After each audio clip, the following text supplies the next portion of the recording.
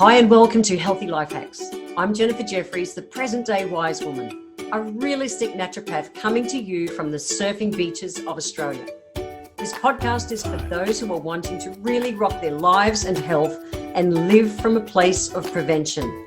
Let's get into today's episode. Pimples! I'm here to talk about pimples. We've all had them at some stage in our life. I am 59. And every now and then I'll still get the occasional one. And it just cracks me up sometimes because when I get a pimple, the first thing I do is I go to my map and I think, okay, where is it on my face? Because then that tells me what body system is out of whack. And that's what I want to talk about today. So let's get into it. All right. So the classics are that people go, oh yeah, well, women will get a pimple and they'll go, oh yeah, it's my period time.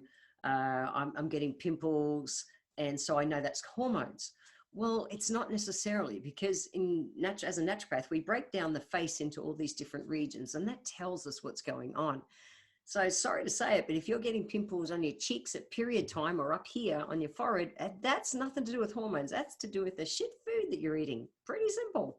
This is it, guys. Right here on our chin is the only part that absolutely relates to hormones. And I'm going to break it down today and give you a few of the places that, where they are. Now, I know if you're listening to this on a podcast, just bear with me. I'll be as descriptive as possible. So this is the first place, okay? So hormones is that kind of bottom of your chin area. That's the classic where people will get them. Now, some other places that are really interesting. If you are getting breakouts on your cheeks, up along your forehead, those areas, that's actually large intestine. So that's your left side is your right side is your ascending colon, your left side's your descending colon. And it's telling us basically that if toxins can't come out through your poos and pees, they come out of your skin. They do, they come out of your skin. So pimples in those areas generally tells me that you've not been having enough water, your body's not eliminating toxins properly through poo.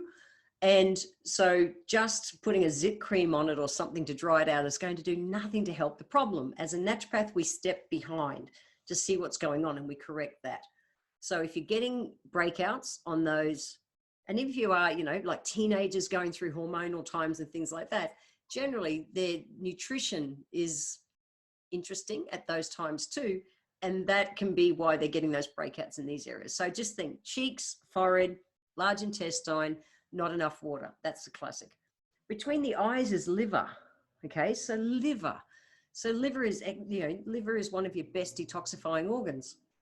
And it gets taxed at times and it can't eliminate properly. An easy way, on a side note, to tell if your liver is working hard, you get all the itises. You get the sinusitis and the bronchitis and the vaginitis and all the itises.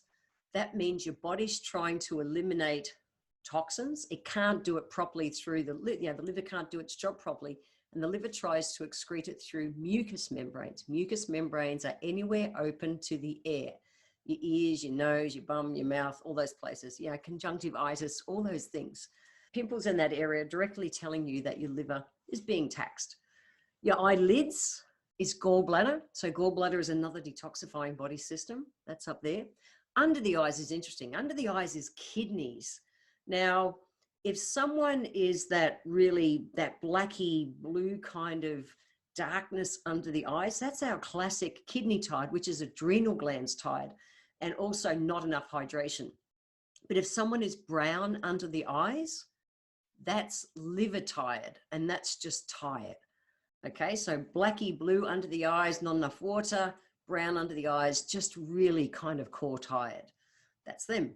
In front of your ears here, kind of up along your temples and coming down to where your ears are, that's adrenal glands. So if you're getting those kind of little breakouts there, that's a good indicator. Along under the jawline, okay, so under the jawline and down the neck, which you see in a lot of teenagers and a lot of guys, that's a lymphatic system. So your lymphatic system is a lazy body system.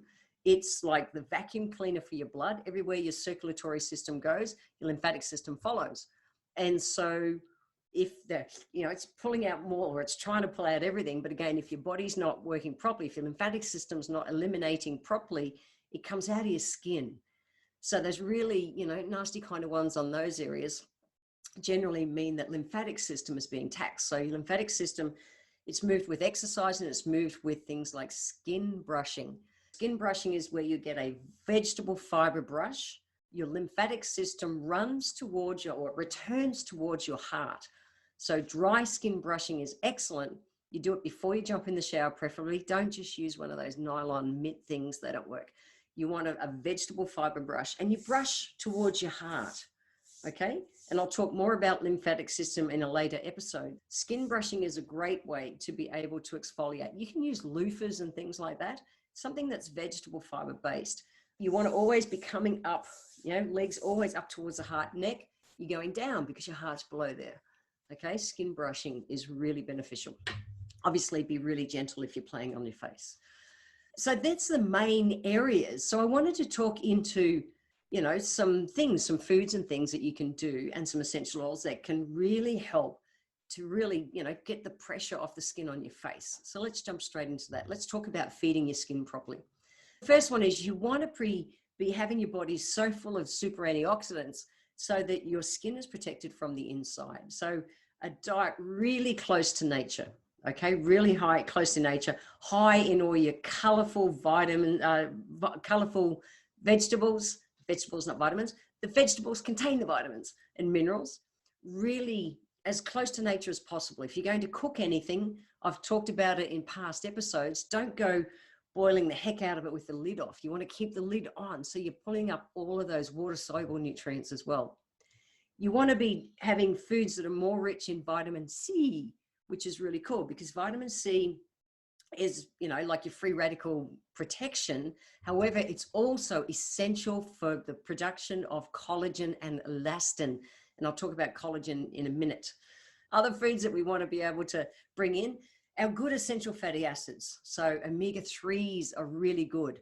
Omega-3s you'll get from your flaxseed oil and fish oils. But the fish oils, it's got to be, if you're going to eat fish, I live in the subtropics, so all our fish is reef fish. So I live at the Gold Coast, which is the subtropics, and all of our local fish is reef fish. It's really white. It's not oily at all. Wrong kind of fish, guys. It's the good quality, wild salmon. That kind of fish is really the right oils for that, or otherwise flaxseed oil. I'm a big fan of flaxseed oil myself. You want to keep away from the bad fats, trans fatty acids, just the bad, crappy fats. That kind of makes sense. Watch the amount of sugar that you're having in your diet, and with your proteins, try and have grass-fed or plant-based protein. Protein is really important, but if you're going to eat meat, have grass-fed, not grain-fed, or otherwise have a plant-based protein diet. And just bottom line, eat as close to nature as you can. So you might want to use some essential oils like I do when it comes to my skin. I'm big on doing that. If I get a blemish, a pimple of some description, doesn't matter where it's based. Obviously, where it's based tells me if I need more water or if I've been eating crap food or whatever it is, and then I correct that action to balance that out. But I also like to use essential oils. I've been an aromatherapist for 30 odd years, guys. I'm a big fan of essential oils. Initially, if I notice that I have a pimple going on somewhere, I'll get a drop of tea tree and a drop of lavender together on a cotton bud, and I'll just apply it, the tip of it, to just that zit, not smother the whole area, because I'm just wanting to treat that. Another essential oil that I love to add in that same combination is geranium. Geranium essential oil balances out the oil production in the skin. So if it's doing that fluctuating between, too oily and too dry, it's really good for that. I remember all the skin treatment things from the 70s and stuff when I was 60s and 70s when I was a kid. And everything was designed just to dry it out and make it heal and off you go. But the problem is the body's response is when it's too dry is that it goes, I'm too dry, I'm going to pump out more oil, and it goes and feeds it. So the classic kind of oily tea and stuff. And I promise, guys, if you've got oily skin, be really happy because your skin will age slower. It will. I know as a teenager, you think, I don't want oily skin. Well, get over it. I promise as you become more mature, like I am, you'll be happy that you've actually got oily skin when you're younger. It's just one of those things. I want to touch on something that's getting a lot of media nowadays. It's not a fad, it's real. It's just getting a lot of airplay, and that's collagens. So I remember about, gosh, it's an easy 20 years ago.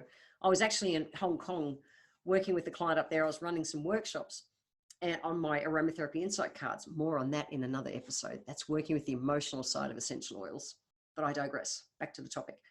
And sitting down to a meal, and a dish got served up. I was with my translators, and a dish got served up, and I went, "What is that?" And I'm thinking, I have no idea what that food is. And they said it was the inner air sacs of big deep sea tuna. And I'm like, see, in Australia, if you catch a fish, you eat the fish, just the flesh, nothing else. But I love through Asia that they eat purposefully. They don't just eat for flavor, they're eating for reasons. They get the way that food interacts with our body. So I'm going, well, why are you eating the air sac, not the meat of the fish? And they said, well, they eat the air sac to get the collagen from the fish. And I'm going, oh, that's 20 odd years ago. You know, I go surfing a few days every single week. And in summer, I'm out there every day, I promise. It's winter at the moment, so I'm a little bit wussy. So I'm really aware, and have been for a long time, about looking after my skin. And I'm not perfect, but I'm aware of what I eat to feed my skin what it needs from the inside. So I have been a big user of spirulina and things like that over the years. But nowadays you can get really good quality marine collagen. So marine collagen classically will come from Scandinavian areas, fish, really super cold water fish. And they can take the marine collagen from that. So easy way to understand what collagen is like the stuffing in a mattress. It's what's used to help keep that plumpness in the skin and reduce, you know, your smile lines. Now, you're not doing it for to look gorgeous. That's not what it's about. It's to be healthy. It's something that it just, you know, our body produces less of it as we age. Like I said right at the start, we need good qualities of our vitamin C's in our diet to be able to make sure that we're getting that benefit as well. Otherwise, just taking collagen and having your other nutrients not in balance doesn't mean you're going to pull up the goodness. So just watch the marine collagens that you go and buy, guys, because there's a few of them around at the moment. I'll chuck a link into the one that I like. But collagen is all about keeping the skin supple. That's it. So as we age, it's not that we don't want to be old and leathery for looks. It's about so that your body is protected. You know, the acid mantle on our skin, our skin is a protective layer of our body. That's what keeps us intact. It's like a balloon. Pop the balloon, whoa, there's nothing there. Well, we've got to look after our protective layer, and our skin is it.